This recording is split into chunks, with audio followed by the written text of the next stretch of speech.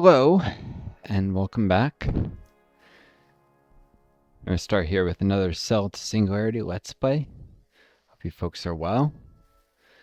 I went in just to declutter my interface, bought a bunch of the Logit stuff, and it seems to have changed the sound effects and such a little. I haven't gotten a hand of how to do anything about that yet, hence the little cats. I guess it's appropriate for the feline thing. Well, actually, maybe the cats were always there for this one.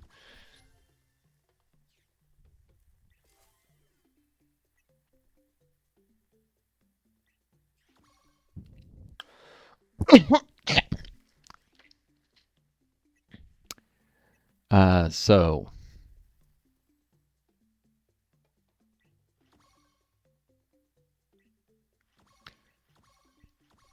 that's an annoying sound effect. Let's see what's going on in the world. The Mediterranean. Mouse is over right now.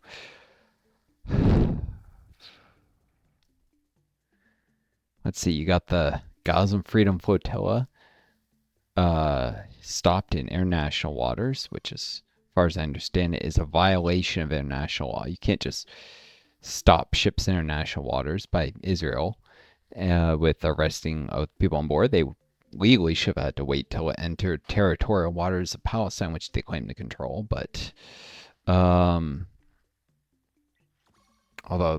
you know, that legal claim that they have the right to control that is also dubious. And among the 11 people on board, 8 are being kept prisoner in Israel, including a French member of the European Parliament. So, member of the French government. In Europe, you know, you have the European Union, and it has its own parliament, and so, I mean, they're members of the government in the sense of like an ambassador. They're representatives of the French government to the European Union government. And this has sparked protests across France. I've heard about that. With corresponding police violence, because the police in France are infamously oppressive. This has shown up again and again with the protests in France. The fascists, the right-wingers make sure to get the police on their side and use them as a tool of oppression. And France has a lot of protests throughout its history. So this has reared its ugly head over and over. Meanwhile, Trump is threatening to roll out troops in the states all across the United States. Essentially, he's threatening martial law, even if he doesn't use those words. This is building on resistance to, frankly, fascist modes of behavior of ICE in Los Angeles, showing up all masked and in military gear.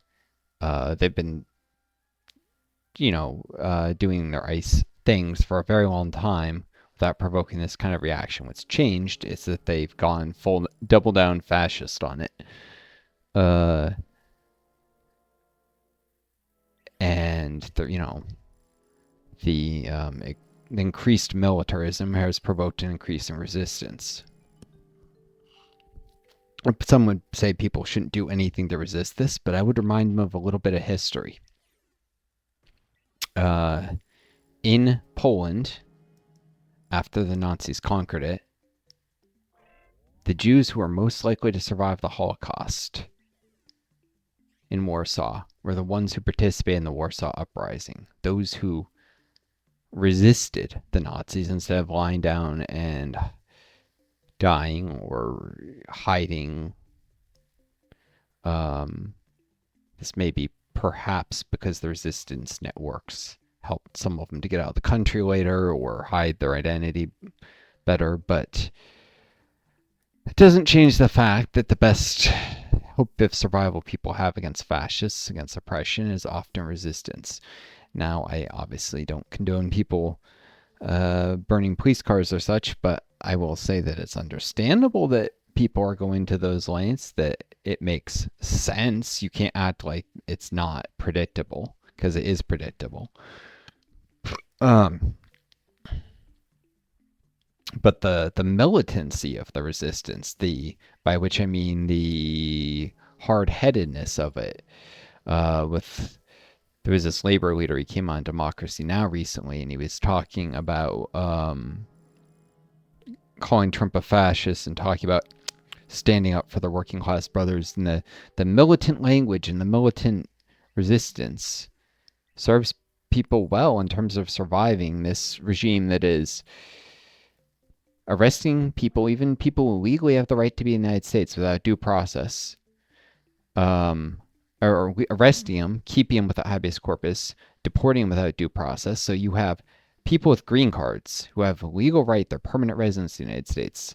Different countries may have different names, but these are people who have the right to be in the United States indefinitely unless they do something that causes to be revoked, like commit murder or something.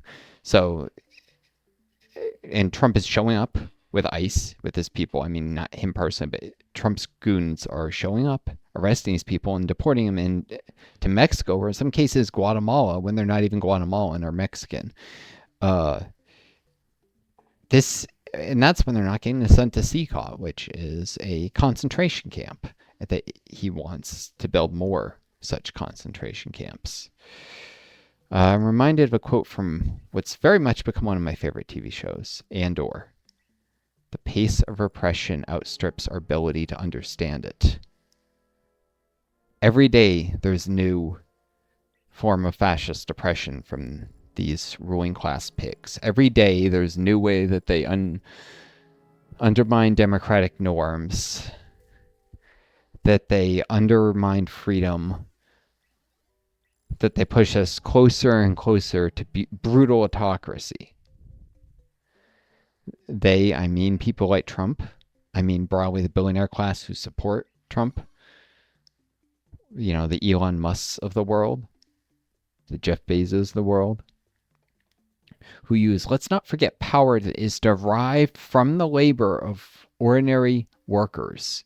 You know, Jeff Bezos is rich because of Amazon workers, not because he personally ships millions and millions and millions of packages every day or whatever, but because his workers do. He exploits their labor, steals surplus value from them.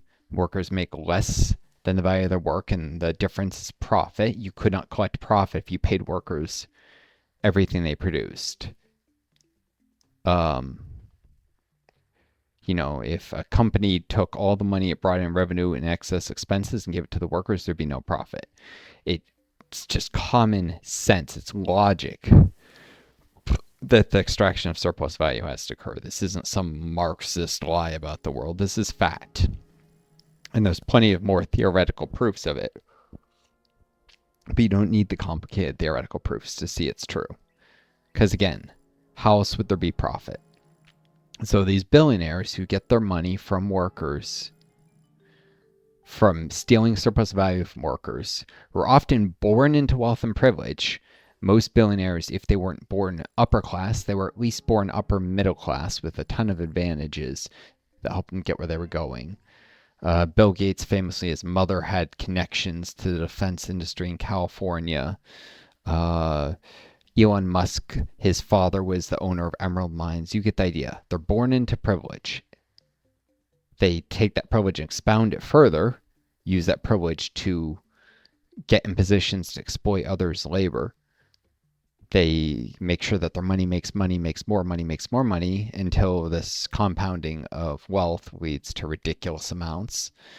And by the way, the way the money is making more money is by finding more ways to steal value from others' labor, whether it's corporate bonds to a company which takes some of the money that's extracted from workers at other companies in exchange for providing access to capital for those companies. And that goes to the heart of the issue, that the rich control the capital. They control the farms, mines, factories, intellectual property, so on.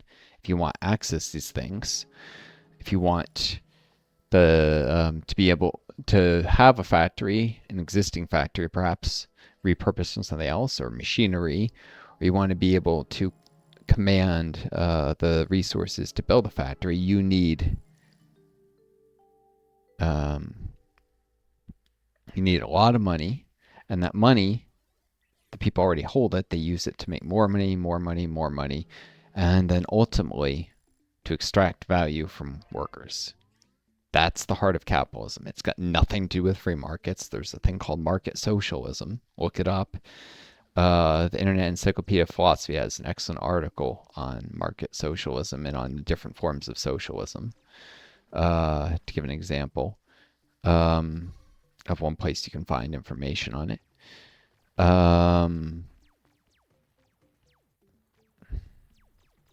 It's got nothing to do with free markets. Certainly got nothing to do with democracy. There have been countless fascist free market regimes, such as in Augusto Pinochet's Chile, which was a fascist regime that was established with the help of the CIA on the backs of the Chilean people, taking over from the democratically elected socialist, that is Marxist, government of Salvador Allende. He was elected. He was a Marxist. He was elected president of Chile through legal means. Now, it was some redirection or something. So, but if some of you are wondering how he won, partly it was a three-way election. So the more right-wing components of the electorate were divided amongst themselves, and he was able to be minority elected, but with the largest share of the vote. And his opponents were unable to work together against him.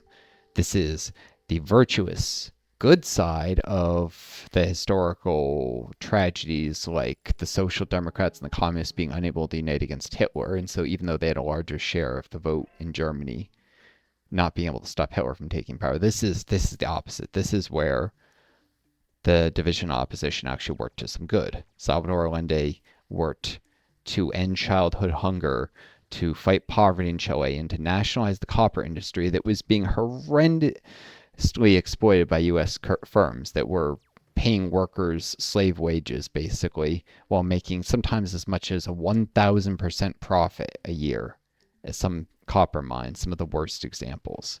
Horrendous working conditions, terrible wages, enormous profits for the U.S. firms. They worked hand in hand with the U.S. government, the CIA, to dominate, to suppress competition. And remember, there's only so many possible mining sites in a country anyways, so there's never room for unlimited competition. And to suppress labor organizing.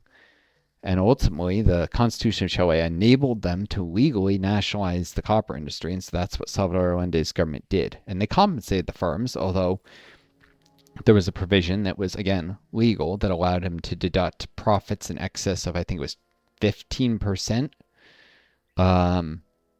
that they had made over the past 2 decades. So some copper mining companies that treated the workers better only had like 12% profit a year and were unaffected. 12% is still a very nice rate of return. But the companies with like 1,000% profits, who were slave wages for their workers, they basically, most of the money they would have been given compensation was deducted and they got a pittance.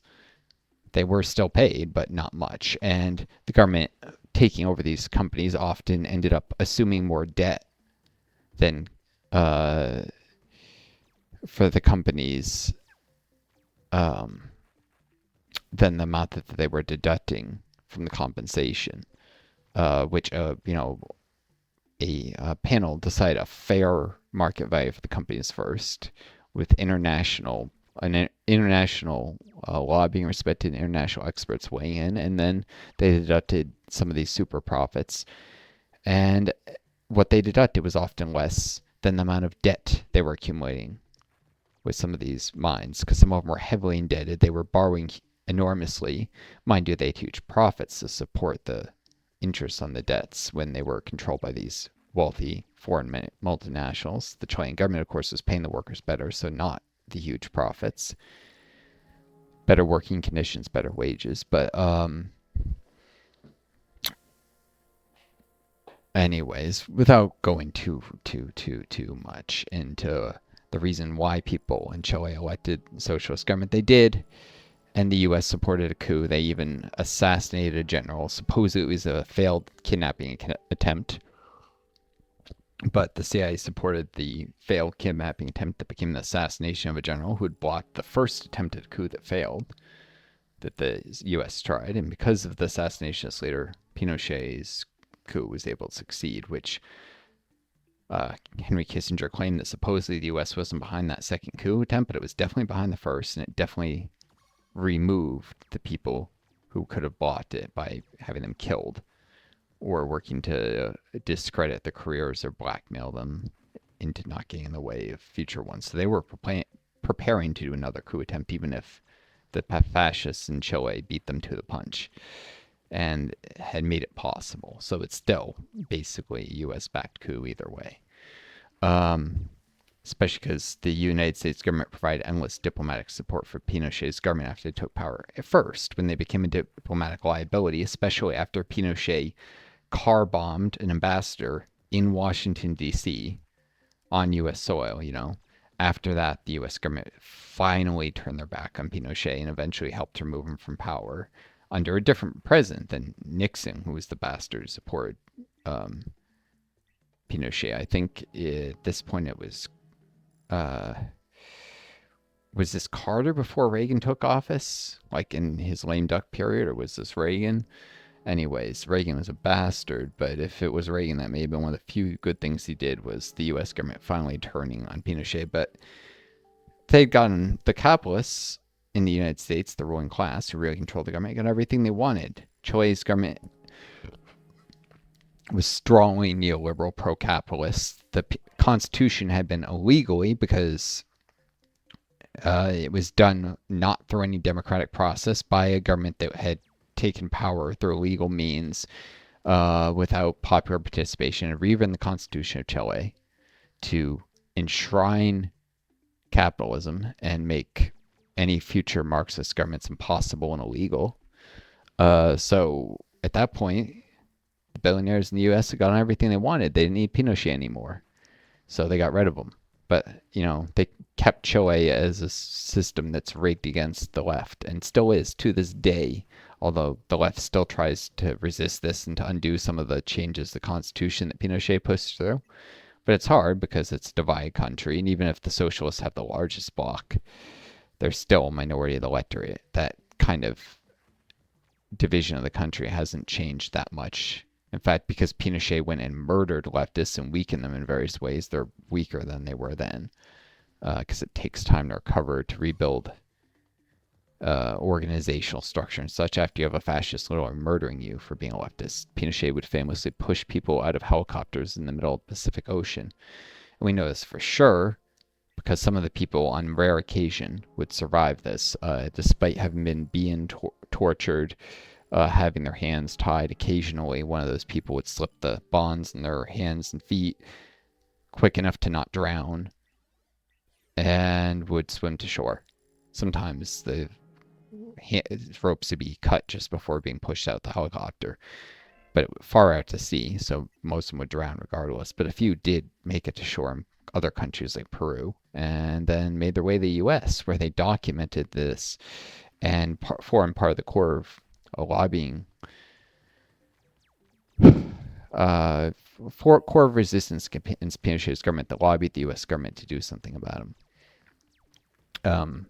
The U.S. government is an oligarchy, and mostly it only respects the interests of billionaires. But citizen lobby groups like this, when they're organized, highly organized, like labor unions or the Chilean exiles were, can sometimes manage to influence U.S. policy a little. Statistical studies have shown that a small minority, like 9% of political power in the U.S., does belong to citizens, essentially grassroots groups and labor unions, but they're like 90% of the power belongs to essentially the billionaires, the top 10% of society, of which the vast majority to the top 1%. There have been statistical studies that have shown this. There's almost measuring political power by the correlation between a group's opinions on issues and how often the government actually goes the way they think, the way they wish. There's almost no correlation with ordinary Americans and what the government does. That is, it doesn't matter if most Americans support of a policy or disapprove of it. It'll happen either way, with very little influence on the outcome. The thing that will decide the outcome is what the billionaires think. If the billionaires support a thing and the ordinary people support a thing, then sure, the ordinary people technically get what they want. They didn't get it because if they wanted it. If the billionaires support something, ordinary people against it, it'll still happen. And vice versa. If the billionaires are against something and ordinary people want it, it won't happen. It doesn't matter what ordinary people want. There's almost no correlation, which statistical proof the U.S. is, again, not a democracy. By the way, the same group of researchers applied the same standard to Germany more recently, which is widely considered to be a more egalitarian democratic country than the U.S., and it also failed the test, although it didn't fail it as badly as the United States. Not surprising. Germany isn't some shining example of democracy either, although people may think it is compared to the US, it is, but there's still a lot that's wrong because capitalism, because West Germany did not stick with some of the agreements it made with the reunification with East Germany about things like workers' rights and keeping the Communist parties legal. And they systematically worked the West German elites to crush any real form of working class power, including the Communist Party, which was banned not long thereafter. And then through court order, it was allowed under a slightly different name, and that's how you get Die Linke. Or maybe it was banned before the reunification, but the ban continued until a lawsuit was filed at some point later after reunification, which the people who filed the lawsuit won for the most part. The judge ruled that the German government could ban the specific party, but they could not ban the ideology. And so Die Linke formed, and that's the successor of the KPD, the Communist Party of Germany, that was banned by the West German government, illegally banned. But of course, that was a powerful vehicle for working class power. That's why it was banned, because it opposed the interests of German billionaires, and they couldn't have that. There's same assholes who helped support Hitler's takeover, by the way. Families like the Junkers family had helped Hitler rise into power. The billionaires as a group have always supported fascism in every country in the world consistently. There have been individual billionaires who may go against this or may become what's known as class traders. People very connected to billionaires. FDR was not a billionaire, but he was what's known as a class trader. He came from a very wealthy background, and he sided with ordinary Americans over that of his own class. He was the good type of class trader. There's also the bad type, where you have ordinary people who sell out to the interests of the billionaires and do things like have labor unions not really fight for their workers when they get to be bosses of labor unions. You can have that sort of class trader. FDR was the good sort of class trader, someone I do respect, but perhaps in part because I can see a little more where he came from. I have a weird fan background. I grew up in poverty, but related to very rich people. I always was on the periphery of this. With insight in how these assholes, the wealthy in the United States, think. And they're incredibly arrogant and selfish and don't see others as human. It's ridiculous. Even relatives like me are not quite treated right just because we happen to be poor. I can understand how hard it must have been for FDR to go against some of his own relatives, extended family, to do what was right for the ordinary Americans. At the same time, FDR was not willing to go all the way. He was not a socialist, and he worked to undermine the socialists' arguments against capitalism by making concessions to working class that were specifically designed to undercut the socialist movement in the United States, and succeed in doing so to some degree. On the other hand, he did appoint a man who was probably a socialist as his vice president between 1940 and 44, Henry Agard Wallace, who doesn't openly fess up to be a Marxist, but that was because of McCarthyism later, where he denied he was ever a Marxist, but he probably was. He should have been the vice president of the U.S. again after 44, but the Democratic Party rigged the 1944 convention against him. So even though he was the favorite of Democrats, and indeed the majority of American public preferred him to Truman, the Democratic Party bosses shoved the more conservative Truman, much more conservative. Henry Agad Wallace wanted to desegregate the South. Truman may have actually been a secret member of the Ku Klux Klan. That's how different the two men were. Um, Truman was shoved down the throats of ordinary Americans, and then Truman proceeded to start the Cold War with the Truman Doctrine, as well as to nuclear bomb Japan, which did not need to happen. And let's not forget there were other war crimes the U.S. committed, like the firebombing of Tokyo, which killed something like, I think, 50,000 people in one night in one case, one of the worst nights of the firebombing. It was a firebombing campaign, so the bombers kept coming back over and over. But on one of the worst nights, 50,000 people died. 50,000.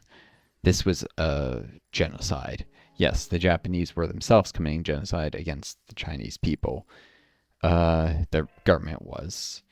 And obviously Japan had to be stopped. But it was not necessary to firebomb whole cities, and it was definitely not necessary to nuke cities. It would have been easy enough to drop nuclear bombs off the coast or in a small naval base island somewhere, because Japan had a lot of these little naval bases scattered around as a demonstration of what could be done if Japan didn't surrender. And internal documents from the surrendered Japanese government reveal for certain they were on the verge of surrender. So something like that would have driven them to surrender without the horrendous deaths of Hiroshima and Nagasaki. And firebombing Tokyo, equally unnecessary. Although that technically did more to break the will of the Japanese people than the atomic bombing. It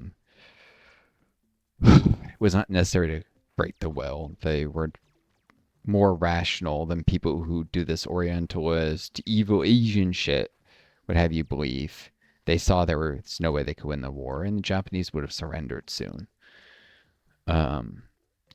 It was only necessary to wait them out a little longer. The real reason it was done was to scare the Soviet Union and to force Japan to surrender sooner, because you had, this isn't a great map of it, but you had Soviet troops marching down into Manchuria, into North Korea, and every day that the war went on meant more territory was captured by Soviet troops, and the U.S. wanted control of the Korean peninsula, and indeed, Japan surrendered while the southern half of the peninsula was still under Japanese control. And that was where the South Korean puppet military dictatorship government, because it was very much military dictatorship until the early 80s, in fact, was established and actually provoked the Korean War. It was not an unprovoked invasion of the South by the North. The South Korean government made repeated military raids across the demarcation line into North Korea until North Korea eventually retaliated by invading South Korea. Now the tensions are already high because both governments were arguing that the other was illegitimate.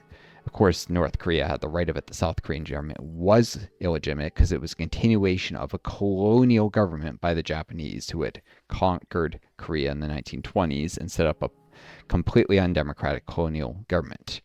The North Korean government actually did hold local elections, and the people overwhelmingly, perhaps you could say they were intimidated by Soviet troops or some bullshit. That's the counter argument. But the people overwhelmingly selected the Communist Party. And that's partly because Soviet troops were there distributing food, aid, medicine. They had liberated the country from a colonial oppressor. So communism was very popular in the areas that Soviet troops had just marched into. And the people selected communist governments. Now, I am not an uncritical supporter of communism. I am a democratic socialist, and I do believe that the democratic centralist tendency of Marxist-Leninists leads to a one-party state and authoritarianism. Although, interestingly, North Korea is not a Marxist-Leninist state in the classic sense. It is not a one-party system. There are actually about 13 political parties in North Korea. There's only one really big one. Most others are smaller local parties that represent regional interests in the country, and I think add up to about 13% of the vote in total. That's not an even 1% each. Some of them have like 2%, some have like 0.2%. But they average about 1% of the vote each or something very low. So it's not it's still pretty close to a one-party state, but it's not exactly the same as in the Soviet Union, where other parties other than the Communist Party were not allowed to exist at all. Um, of course, they also integrate elements of monarchism for reasons of Korean tradition and such originally, and now it's just self-perpetuating into their constitution, and that's problematic. If you want a non-orthodox Marxist government that does things better, Cuba today, after the death of Fidel Castro, who was an orthodox Marxist, Cuba started to reform. I'm sure some people call them revisionists, but they reformed to kick the Communist Party out of local elections and ensure that there was real competition for political power in the country. It's still a socialist country, and that's a good thing. People say still like socialism runs antithetical to democracy. It does not. Capitalism is antithetical to democracy. Socialism tends towards democracy, and it took a really fucked up version of socialism, the theories of Vladimir Leninism, to undermine democracy. Democratic centralism is Lenin's theory that because of the enormous opposition and oppression that communists, that Marxists face from capitalists, they should unite together into a single party, and attempts to divide the working class to multiple parties should not be tolerated. Unfortunately, that leads naturally to a one-party state, and you can't have democracy if you don't have opposition parties.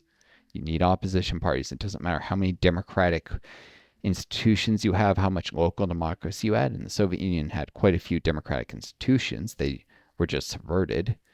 And it had quite a bit of local democracy. The problem was the local democracy was dominated by the representatives who were picked by the Communist Party. So there were local mass meetings, the equivalent of town halls, where people would select their representatives, and then at the general election there was a yes-no vote to approve or disapprove that person. It was a secret ballot, unlike the local meetings, which were show of hands mostly, which is one of the ways it could be subverted, because if you were showing your hand for the wrong person and there was a member of the secret police there, you see how this can be problematic. The NKVD and later the KGB were deeply undemocratic and far too powerful, as intelligence services often are. The CIA, the FBI, the NSA, Homeland Security are just as fucking bad in the United States as the KGB were in the Soviet Union. Intelligence services do not mesh well with democracy. They are a blight on democratic countries anywhere, of any form, and sometimes a blight that's necessary to tolerate in a dangerous divided world, which is precisely why socialists argue for forming a one world government in the end, for not being divided by lines of nationality, because all these competing nation states leads to overpowerful intelligence services that subvert democracy. It leads to capitalist countries being able to turn socialist countries against each other, and capitalism is a scourge that needs to be abolished everywhere, just like slavery once was. It's a lesser injustice than slavery, to be sure, but it still leads to oppression, to genocide. The United States has supported more than 8 genocides, more than 8 in the last 100 years. That's far too many. Far too many. From the Indonesian genocide to the Bangladeshi genocide to the Guatemalan genocide, the East Timor genocide, the first and second Congo genocides. It's too much. One would be one too many. And you cannot find 8 genocides the Soviet Union supported. They were a lesser evil, and they were still a subversion of socialist principles. They were a lesser evil, and they're still not what Marxism should lead to. Though, because the greater evil won the Cold War, we got the wrong outcome. We got the really bad guys beating the somewhat bad guys in the Cold War, and successfully propagandizing the world into thinking that it was the other way around. The Soviets were bad, but the United States, the CIA, were much, much worse. They just did a better job of hiding their true colors until after the end of the Cold War. And now the US, now the Western capitalist billionaires have shown their true colors. We see it with Gaza. We see it with the beating of protesters in France today and in LA And we see it with the starvation of the Palestinians. We see it with the continued oppression of indigenous people in Central American countries. Mexico has finally gotten its act together about this with the recent judicial elections, and our new Supreme Court Chief Justice, will be an indigenous judge. Um, but you still see oppression in places like Guatemala, which did the Guatemalan genocide against the Maya people in Guatemala with the help of U.S. aid and the CIA and the State Department providing cover. Um, this is what capitalism leads to, and it has gone worse since the end of the Cold War, not better. During the Cold War, you had what's known as concessions. If anyone's listening to this and doesn't know what a concession is, it's a compromise. It's the wealthy, the powerful, saying, okay, we'll give you a little bit higher wages, workers, but in turn you have to support capitalism instead of, you know, the Soviets over there. That's what a concession is. It's not always phrased so explicitly. It's really explicitly put as a quid pro quo like that, but that's kind of de facto how it works. The ruling class will allow wages to go up so that the working class will not turn to socialism. They'll, in their own private conversations, sometimes say this is their reasoning, though less often in public because the optics would look bad. The age of concessions is over. Capitalism is showing its true ugly face, and more so every year as the memory of the Cold War fades. And it's likely to not do concessions again, even if there's another Cold War with China. The billionaires did that once and they're sick of it. They're not going to do it again. We are headed towards dark times, and things like AI are going to augment the oppressive powers of the capitalist class. If we don't stop them now, we will never be able to stop them in the future. This is the last chance for humanity, and it may already be too late. If it's not too late, it will be soon. So stand up, protest, organize, strike. These are the times that shape the future. I wish you all the best. Take care of each other. Be kind to yourselves. And may you always find a guiding star to lead you home. Adieu, and best luck.